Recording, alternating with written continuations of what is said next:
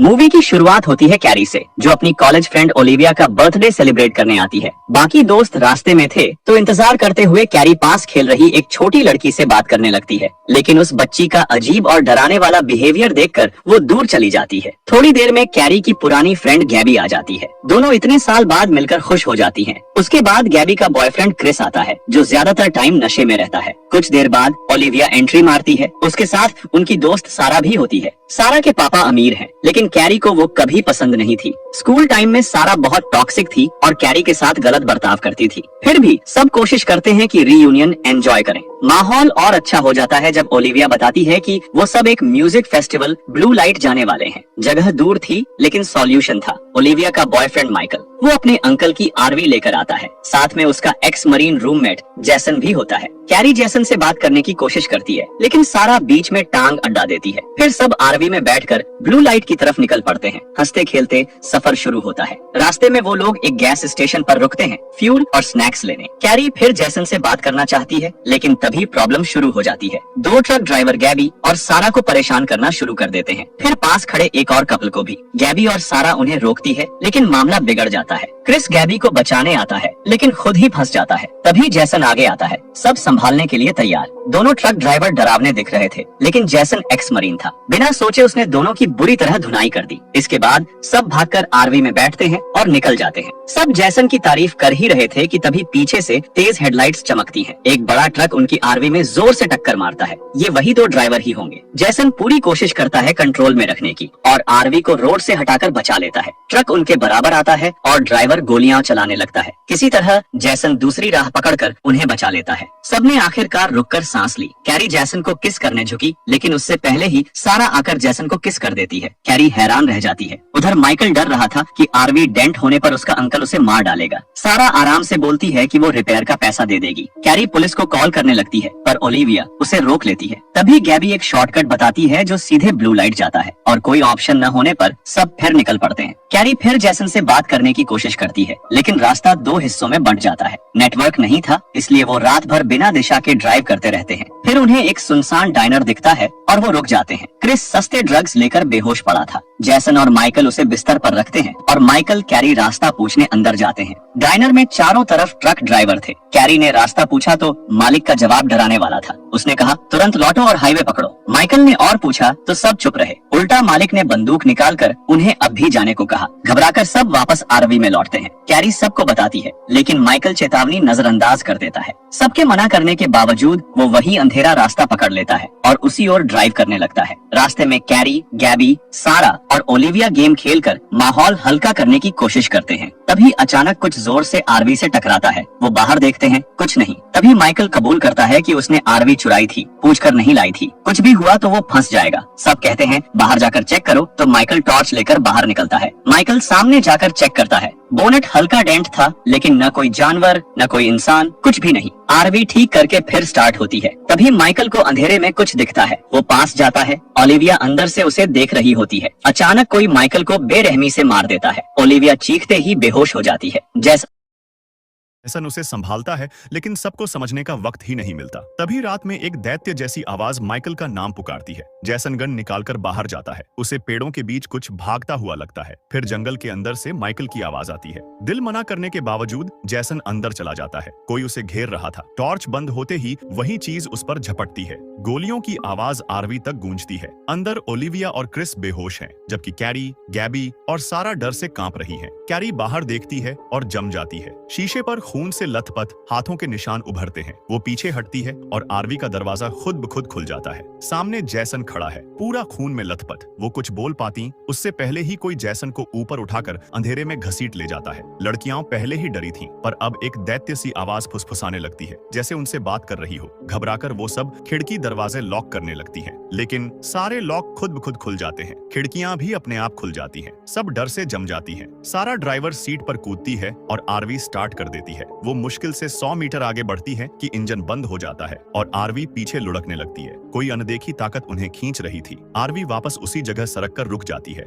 जहां से चली थी। गैबी गुस्से में सारा को दोष देती है, लेकिन कैरी उसे शांत कराती है। तीनों चुप बैठकर सब समझने की कोशिश करती है। तभी एक आइडिया आता है। उन्हें लगता है शायद ये सब जैसन और माइकल की किसी प्रैंक का हिस्सा हो, ओलिविया के बर्थडे के लिए। आखिर वो दोनों ही उन्हें इस रास्ते पर लाए थे और माइकल ने डाइनर वाले की बात भी नहीं मानी थी। शायद आरवी का पीछे जाना भी उसी प्लान का हिस्सा हो। लेकिन कैरी को एक बात याद आती है। ओलिविया को सिगरेट का धुआं बिल्कुल नहीं सहन था। किसी ने सिगरेट जलाई तो वो तुरंत उल्टी करने लगती थी। टेस्ट करने के लिए सारा सिगरेट जलाती है और गैबी वीडियो रिकॉर्ड करती है, लेकिन कुछ नहीं होता। ओलिविया की कोई रिएक्शन नहीं। तभी उन्हें समझ आता है ये कोई प्रैंक नहीं है, जो भी हो रहा है वो सच है। तभी कुछ दोबारा जोर से आरवी से टकराता है। कुछ सेकंड हमला चलता है, फिर अंधेरे में गायब हो जाता है। घबराकर कैरी और सारा आरवी स्टार्ट करने की कोशिश करती है और गैबी क्रिस को चेक करती है। वो अब तक बेहोश था। उसे हिलाने पर भी वो नहीं उठता। डर फैल जाता है। आखिरकार क्रिस होश में आता है और जोर से उल्टी करता है। उसने ओवरडोज ले ली थी। होश आते ही वो एक सपना बताता है जिसमें कैरी, सारा, गैबी और ओलिविया थे, लेकिन जैसन और माइकल नहीं थे। लड़कियां एक बात समझ नहीं पाती,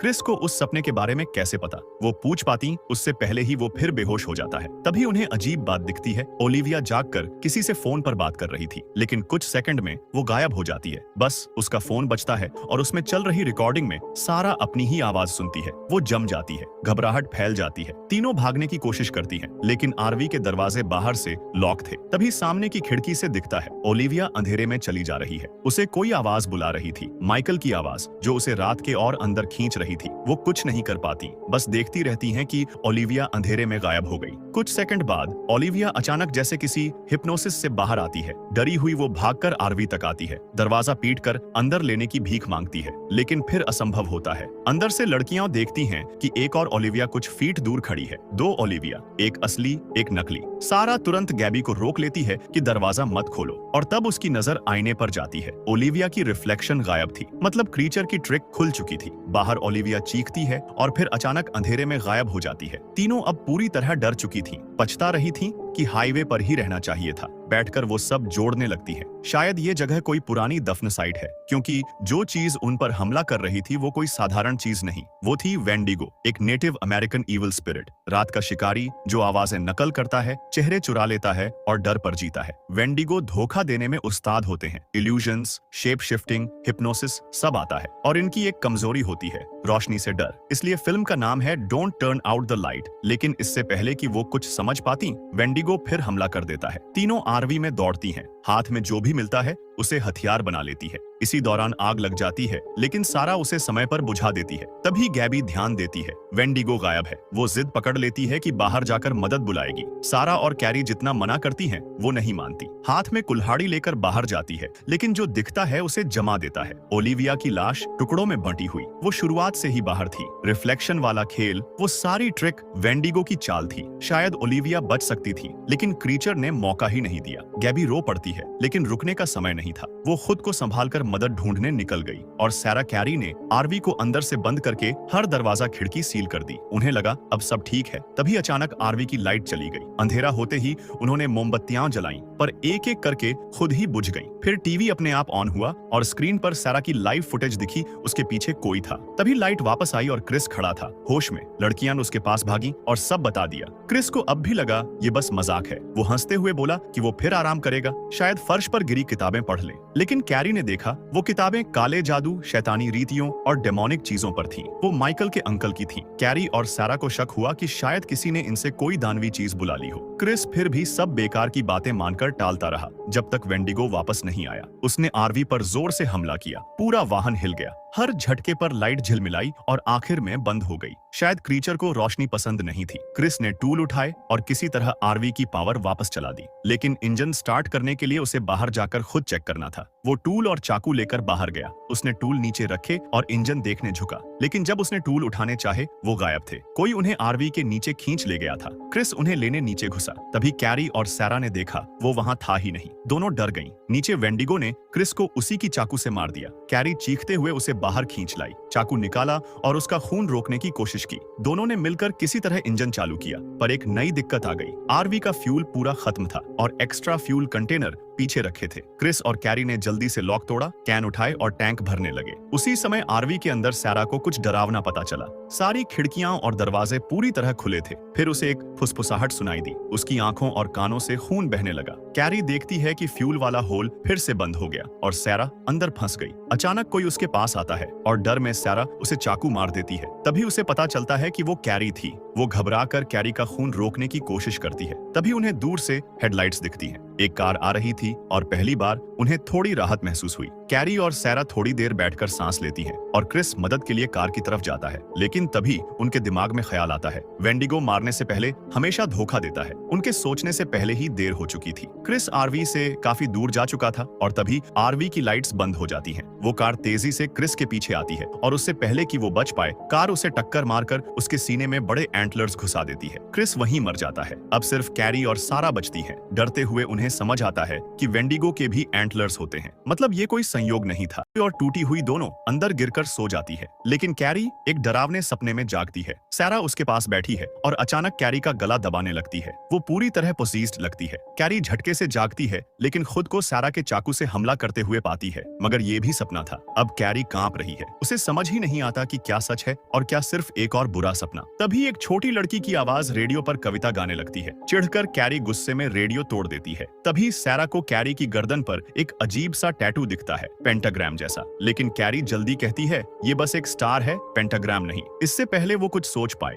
अचानक धुआं आरवी में भर जाता है। कैरी सैरा का हाथ पकड़कर कहती है कि उन्हें भागना होगा जल्दी। दोनों आरवी से बाहर दौड़ती हैं। लेकिन तभी कैरी को कुछ खौफनाक समझ आता है, सैरा ने उसका हाथ पकड़ा ही नहीं था। ये वेंडिगो की चाल थी और एक ही पल में वेंडिगो सैरा को भी मार देता है। डरकर कैरी जान बचाने के लिए भागती है और गहरी जंगल में गिरते पड़ते पहुंच जाती है। वहां उसे गैबी की कटी हुई टांग मिलती है, इस बात का सबूत कि गैबी भी नहीं बची। कैरी भागते भागते आखिरकार हाईवे तक पहुंचती है। लेकिन भागने से पहले ही वो अचानक हवा में गायब हो जाती है, यानी कैरी भी नहीं बची। समय बीतता है और अब हम देखते हैं एक और फ्रेंड्स का ग्रुप उसी रोड पर उसी ब्लू लाइट एरिया की तरफ जा रहा है। रास्ते में वो कैरी का छोड़ा हुआ आरवी देखते हैं। एक लड़की कहती है, इतनी अच्छी गाड़ी कौन ऐसे छोड़ जाता है? वही बात जो कैरी की टीम ने कही थी जब उन्हें पहले छोड़ी हुई कार मिली थी। आखिर में पोस्ट क्रेडिट सीन में एक आदमी नाश्ता करते हुए टीवी देख रहा होता है। तभी वही लड़की की आवाज फिर से रेडियो पर गाना गाने लगती है। वो आदमी शांत से एक फोटो रखता है, एक डीमन की फोटो अपनी प्लेट के पास, और बस फिल्म यहीं खत्म हो जाती है।